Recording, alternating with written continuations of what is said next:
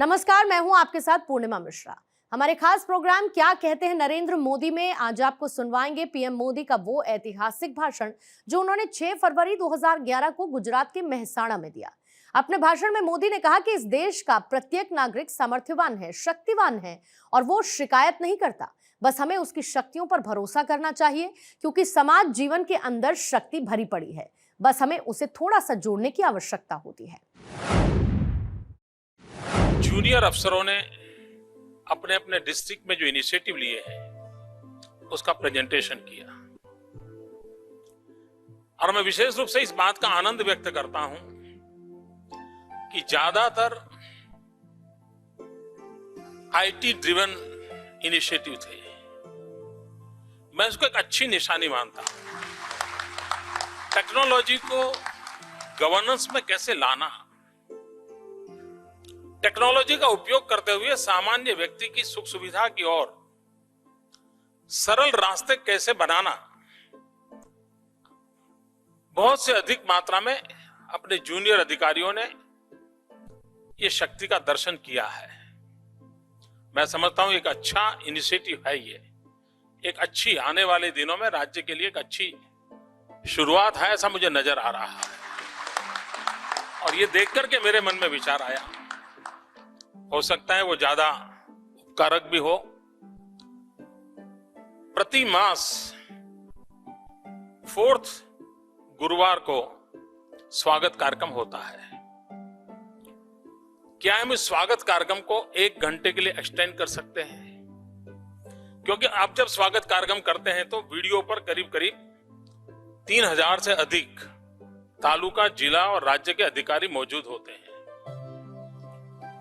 क्या हर गुरुवार, हर चौथे गुरुवार को 2 या 3 डिस्ट्रिक्ट जो इस प्रकार का इनिशिएटिव यहां प्रेजेंटेशन हुआ वो उस वीडियो कॉन्फ्रेंस में प्रेजेंटेशन हो, ताकि 3000 लोग देखें कि भाई अमरेली में जिले में फलाने ने ये इनिशिएटिव लिया है, नर्मदा जिले में फलाने ने ये इनिशिएटिव लिया है।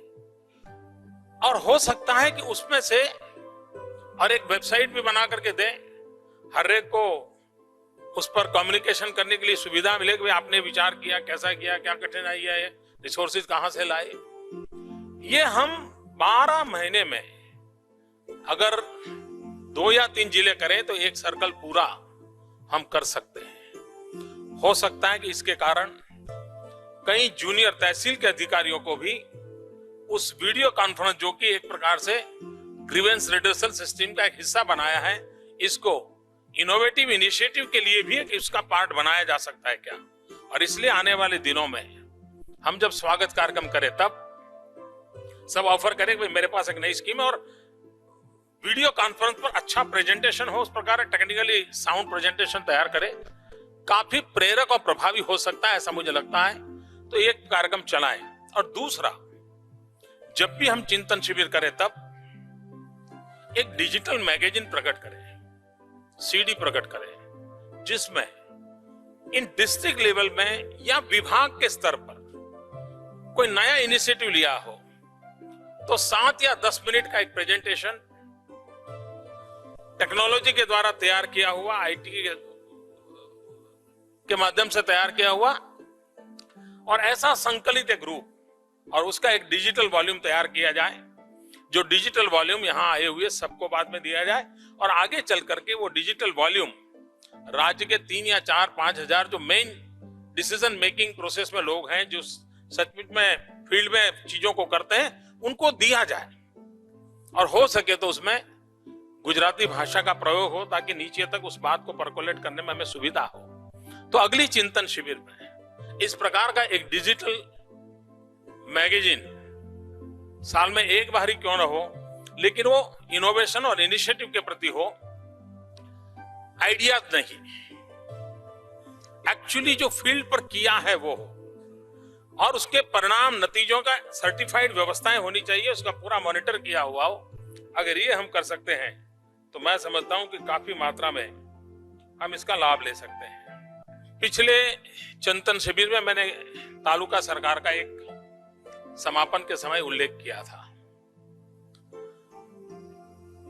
और कोई बात नहीं आती है तो कंफ्यूजन भी बहुत आते हैं। इसको धक्के लगेगा, उसको धक्का लगेगा, विचार आते हैं। लेकिन गुजरात जैसे राज्य को एक ऐसा माहौल बनाने की आवश्यकता है। ये व्यवस्थाएं तो आवश्यक है, करनी भी पड़ती है। बिना व्यवस्थाओं को काम होने वाला नहीं है। और मैं मानता हूं कि पिछले 4-6 महीने से इस पर कुछ न कुछ काम हो रहा है। लेकिन इसमें सबसे बड़ी बात जो है वो एक स्पिरिट पैदा करने की है। नगर पालिका में वो स्पिरिट पैदा होता है कि नगर के अंदर सारे राज्य की सब नगर पालिकाओं में उत्तम से उत्तम नगर पालिका मेरी होगी। जन सुविधाओं में मैं हिंदुस्तान का ध्यान आकर्षित करूं, ऐसी व्यवस्था करूंगा। उसी प्रकार से तहसील में ये स्पिरिट पैदा हो सकता है, ये मेरा तहसील है। कल तक डेडियापाड़ा को लोगों ने कहा होगा ये बैकवर्ड तहसील है, मैं चीजों को बदलूंगा।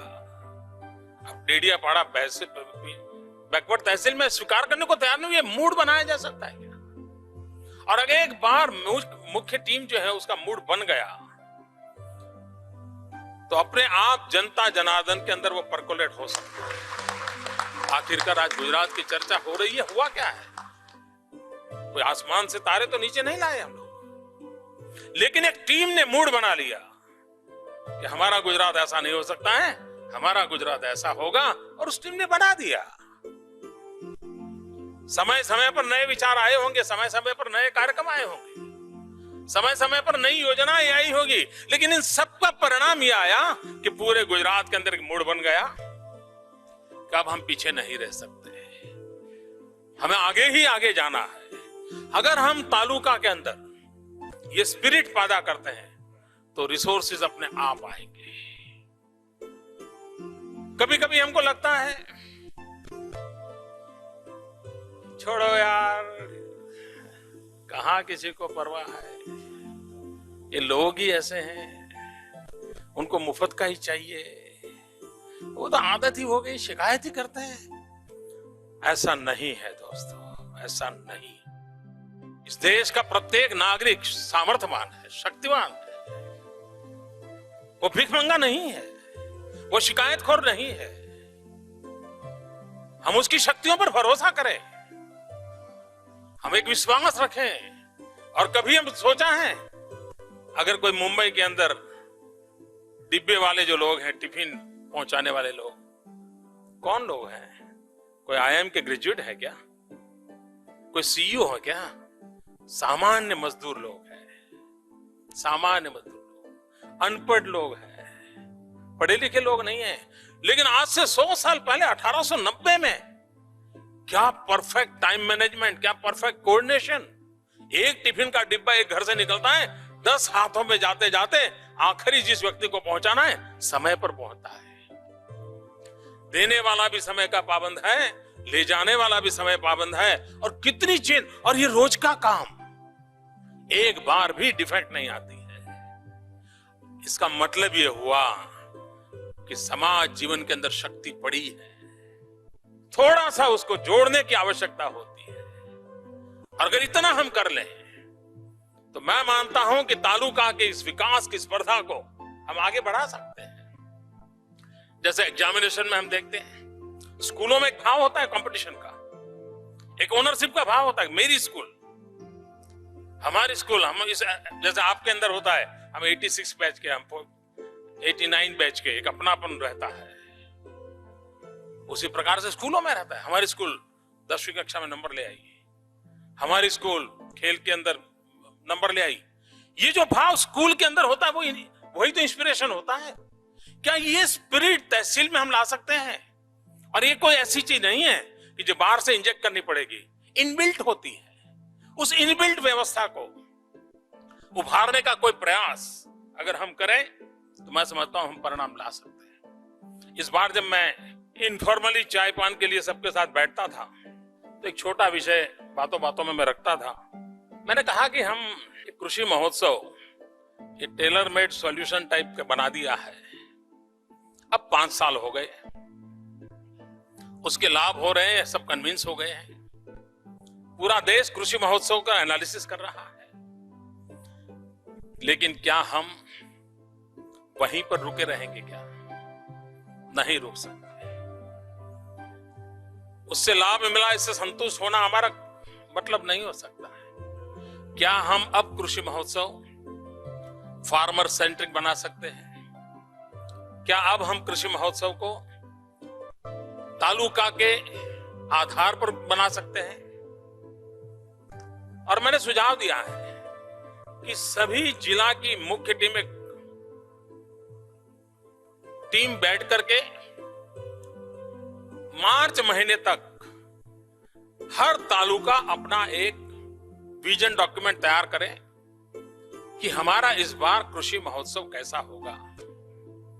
गांधीनगर से सिर्फ डेट मिले, गाइडिंग प्रिंसिपल्स मिले, बाकी सब उस तहसील को किसानों की क्या समस्या है, क्या कृषि महोत्सव में उस तहसील के किसानों को आंसर मिलेगा?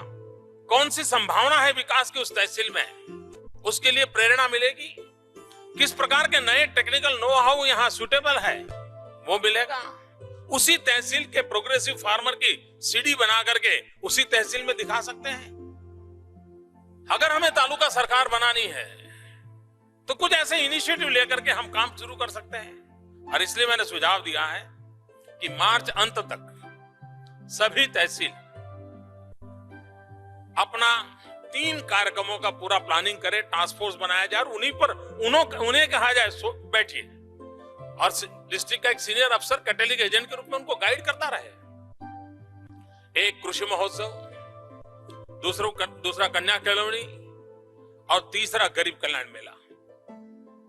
ये तीनों चीजों को तालुका सेंटर कैसे बनाए, मार्च तक पूरा प्लानिंग पूरा हो जाए। अगर हम तालुका सरकार कंसेप्ट लेकर के चल रहे हैं तो हम सोचने का प्रारंभ करें। और मुझे विश्वास है कि तालुका की टीम को अपने रिसोर्सेज का पता है, अपनी क्षमता का पता है। और मैं तो व्हीकल भी जो राज्य से भेजते हैं उसके मत का भी नहीं हूं। डिस्ट्रिक्ट के अंदर एक योजना बन जाए और वहीं पर लोकली अपनी व्यवस्था करें और खड़ा करें। कभी कभी हमसे भी ज्यादा अच्छा इनोवेटिव वो कर देंगे। और इसलिए उस दिशा में अगर प्रयास हो, अच्छा हो। और इन 3 चीजों को मार्च अंत तक हम पूरा करने का प्रयास करें। मैं इस बार 2 चीजों से मुझे बड़ी प्रसन्नता हुई। मैं इनफॉर्मली जिनसे भी मिलता था,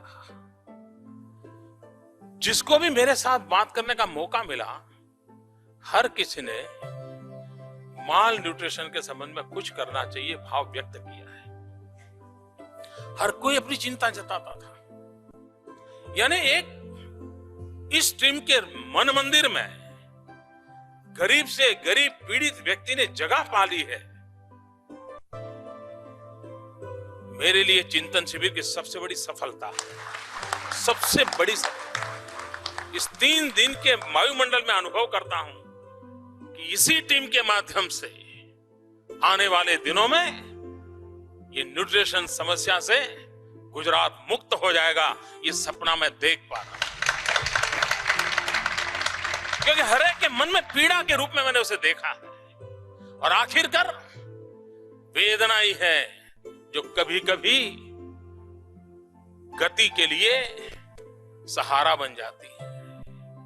दर्द ही होता है जो दुखों को दूर करने का सामर्थ्य बन जाता है। और ये पीड़ा है जिसकी अनुभूति यहां हुई है, वो अवश्य परिणाम देगी, ऐसा मुझे लगता है। मिशन मंगलम की चर्चा हर एक को लगता है कि कुछ नई चीज आई है। और मैं मानता हूं मित्रों, नरेगा का सॉल्यूशन या नरेगा का उत्तम परिणामकारी कोई नया मॉडल ये मिशन मंगलम से शायद हम दे पाएंगे। अगर हम नए क्षेत्रों को नहीं छूते हैं और सिर्फ चीजों को ट्रांसफर करते हैं, शिफ्टिंग करते हैं, तो मिशन मंगलम परिणामकारी नहीं होगा। और नई चीजें क्या हो सकती है? अगर हम तय करें कि हमने क्वालिटी ऑफ लाइफ में चेंज लाना है, तो सब नई चीजें अपने आप उभरने लग जाएगी।